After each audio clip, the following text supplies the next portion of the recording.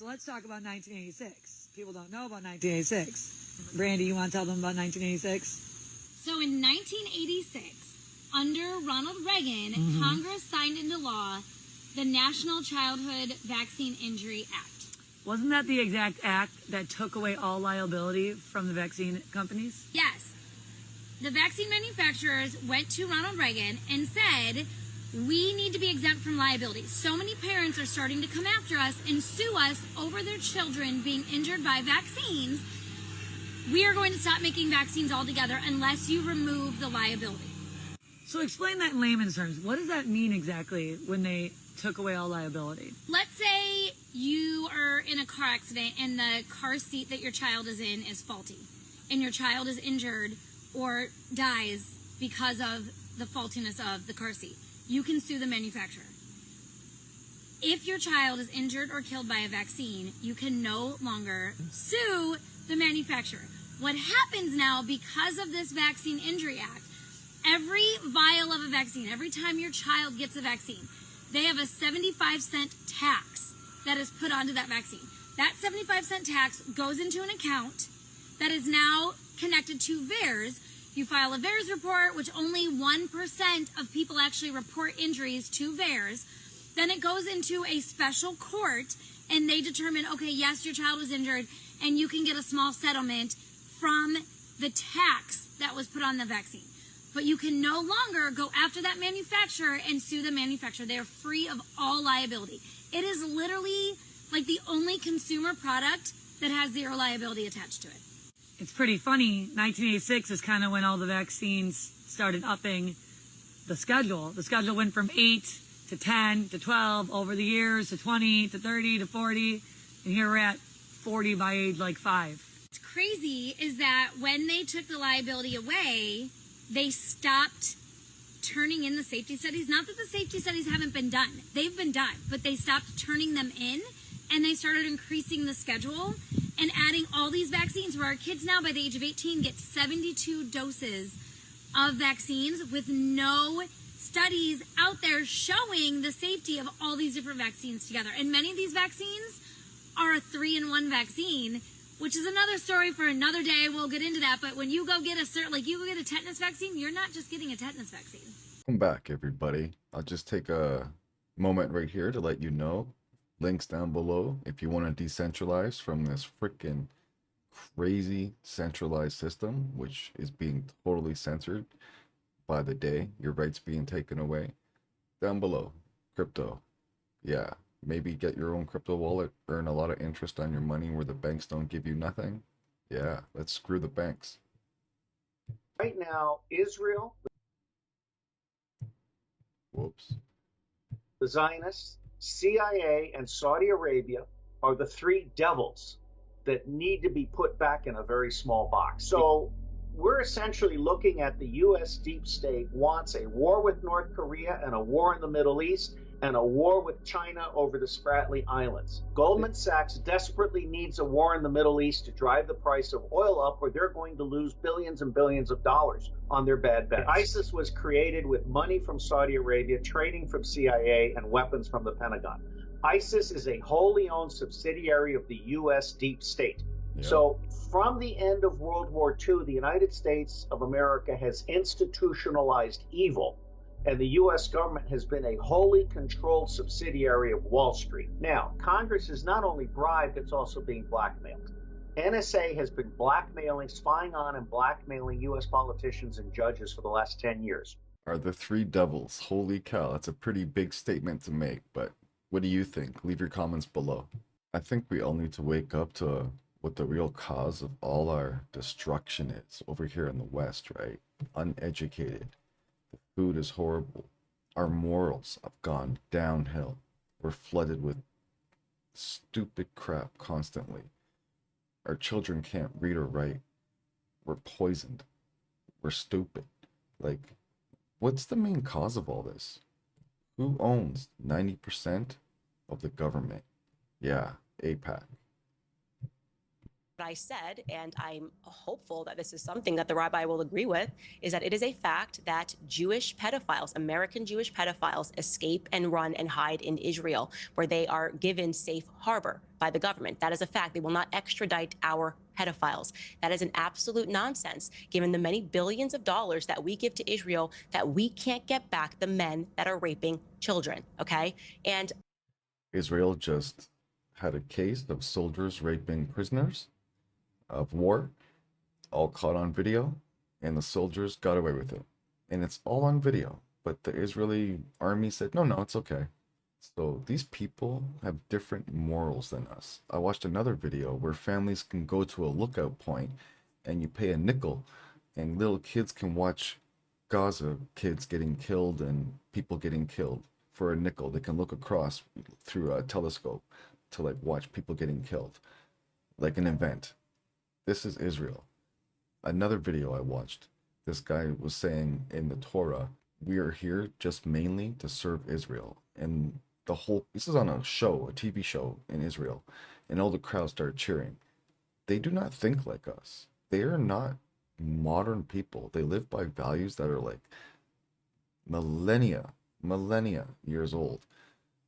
These are third world people that have values that are not the same as us. When the media won't tell the stories that we all know are simple truths, that are simple facts, we know we are seriously fucked. These guys aren't grooming girls from within their own community. These girls are being picked because they're white and because they're Christian. Except the courts would have to prove that, and that is the law at the moment. Well, I think it's pretty obvious when there's 1,400 of them in Rotherham. Oh, you see what happened there? We are sorry. He spoke the truth. Salir a la calle y hablar con la gente trabajadora del día a día que tiene que vivir con las consecuencias de nuestro país que se está destruyendo por la inmigración masiva. Igual como os he dicho, en vuestro mundo de Yuppie, en vuestra burbuja, no os dais cuenta, pero la gente trabajadora que no tiene recursos... ¿Pero qué burbuja? ¿Qué burbuja te refieres? Bueno, que no lo entiendo. Pues si os sentís seguros en las calles, seguramente... Vivo en el Raval, en San Antonio, en el mercado de San Antonio, al lado. Oye, ¿sabes? Y me siento seguro. A lo mejor es que soy un loco. ¿Qué a lo quieres mejor, que te diga? Pues a lo mejor, claro, pero ¿sabes? A lo mejor te tengo que recomendar que vayas al médico porque es la manera que tiene Trump de compensar al que le critica, ¿no? Porque claro, o sea, bueno, en fin. no sé qué estás diciendo ahora de Trump, pero no tolero ninguna falta de respeto. Tienes problemas para controlar tu ira. Luego, creo que deberías ir al médico, a Greta Thunberg, que no comparto lo que piensa, pero hombre, decir eso y justificar a ese tipejo me parece muy fuerte. Si miras las estadísticas del año pasado en Barcelona, el 90% de los hurtos con violencia fueron perpetuados por extranjeros. Y el 80% de los hurtos... ¿Pero qué dices? ¿Qué es mentira? Eso es mentira. ¿No es mentira? Mirad y además, el año pasado, online. precisamente, cayó la delincuencia en Barcelona. Se han expulsado a multireincidentes por primera vez porque hay un protocolo para... You cannot trust your media anymore. Just so you know, in like the 1970s, they caught almost like 300 CIA operatives in the media.